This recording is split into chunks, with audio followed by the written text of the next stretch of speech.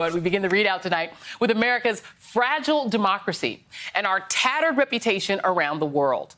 Today, President Biden continued his first trip abroad, holding a face-to-face meeting with British Prime Minister Boris Johnson as the two leaders unveiled a renewed Atlantic Charter, a joint statement of cooperation first signed following World War II. But even as President Biden works to restore America's image after 4 years of the disgraced, twice impeached former president, he does so in the face of a world that has frankly lost faith in our democracy here at home. A new Pew Research Center report on global attitudes shows that only 17% of respondents from 16 nations said democracy in the United States is a good example for other countries to follow. And 57% said it used to be a good example, but has not been in recent years. Another 23% said it never was a good example at all.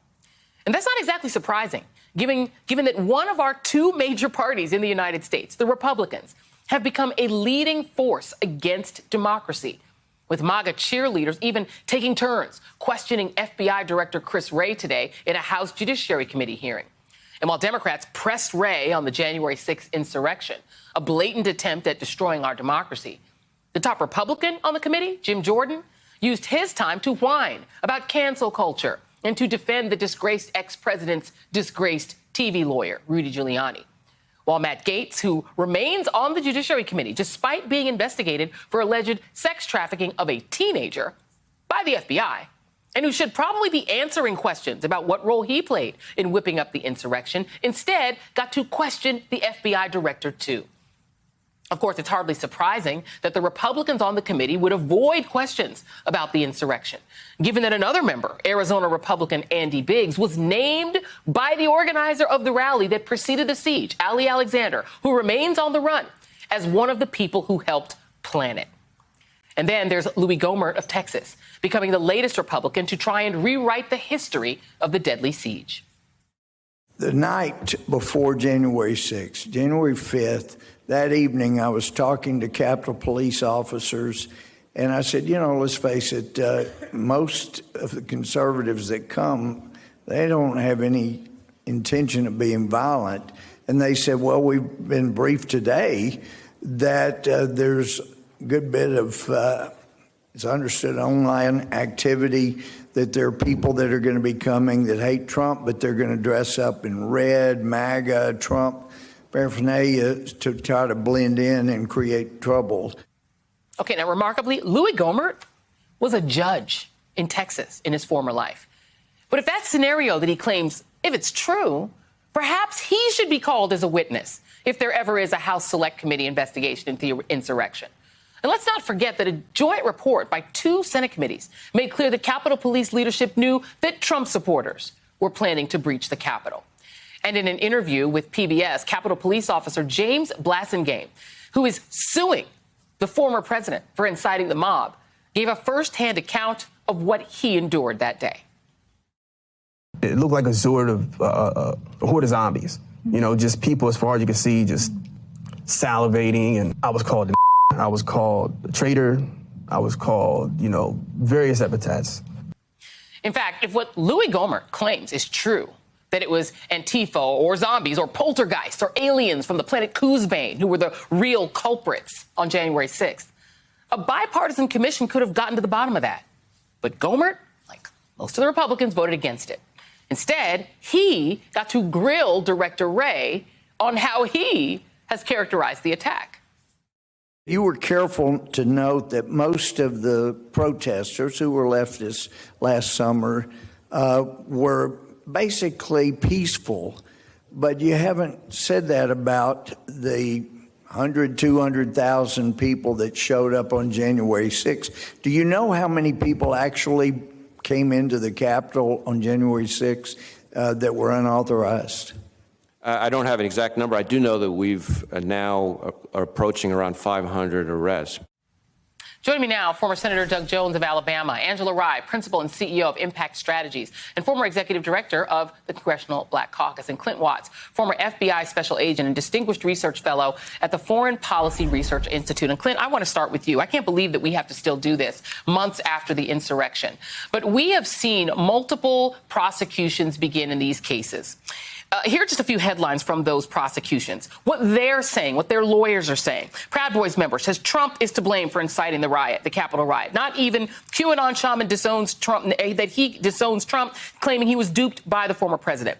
Proud Boys leader says you left us, slamming Trump in an expletive-laden message. 3%ers. Federal prosecutors have charged 6 members of the 3%ers right-wing militia group with conspiracy to attack the Capitol. About 30 people, including members of 2 other right-wing groups, the Oath Keepers and the Proud Boys, have been accused of conspiracy. No serious charges related to the insurrection. Clint, once and for all, who was responsible? So that if Louis Gohmert, who doesn't seem to be the brightest tool in the shed, but apparently wants to make this counter case, who was responsible for the January 6th insurrection? That would be President Trump's supporters, several different militias, the QAnon fantasy. It all showed up there that day. And it was a convergence of President Trump supporters. And they were there because he was there, Joy. He was out in the yard. He was delivering speeches. He was saying he was going to walk to the Capitol. And that's why they're there. And that's what I find interesting about these defenses. They're going in a couple ways. One, you see a group that's sticking together and saying, no, no, no. The election was still stolen. You know, we're going to go with the big lie and we're going to try and perpetuate it. But now you're seeing exactly those quotes that you were putting up there just a minute ago. People saying President Trump betrayed us. He sent us up there. We are falling because of him. And I tell you, Joy, that charge of conspiracy to essentially invade the Capitol that just came out with the 3%ers is going to be major ground broken. And I would have loved had that charge come out before that hearing today, because that could have been something where Director Wray could say, hey, look, we just advanced a conspiracy charge. It is a group called the 3%ers. They were there for President Trump. Don't give us any of this false flag nonsense anymore. Just to be very clear, 3%ers, Proud Boys, Oath Keepers, are they left-wing groups or are they right-wing groups? I'm sorry this is so elementary, but I just have to make sure we put this on the table. Good point, Joy. All of those are hard right-wing militia groups. Okay, thank you. Doug Jones, former senator, you prosecuted the Klan. You have done these kinds of cases before. Have you seen these kinds of instances with far-right, racist right-wing groups to try to portray it that, well, actually, it was liberal groups who did it, it wasn't us? Is this something that you're familiar with as a way that these kind of groups do business? You know, it's not just these groups, Joy. This is anybody that's charged with a crime is going to try to point the finger at somebody else. Somebody's going to try to deflect. It's like, you know, don't look at the man behind the curtain from The Wizard of Oz. They're going to continue to try to do that. But, you know, you've said something really important at the top of this show. And that is, if Representative Gohmert really had that conversation, then a bipartisan commission could get to the bottom of that. They wouldn't know who went in there. Not, you know, look, you can look at the conspiracy, and I agree, this is some damning information that's coming out with this conspiracy. But criminal cases will never tell the entire story.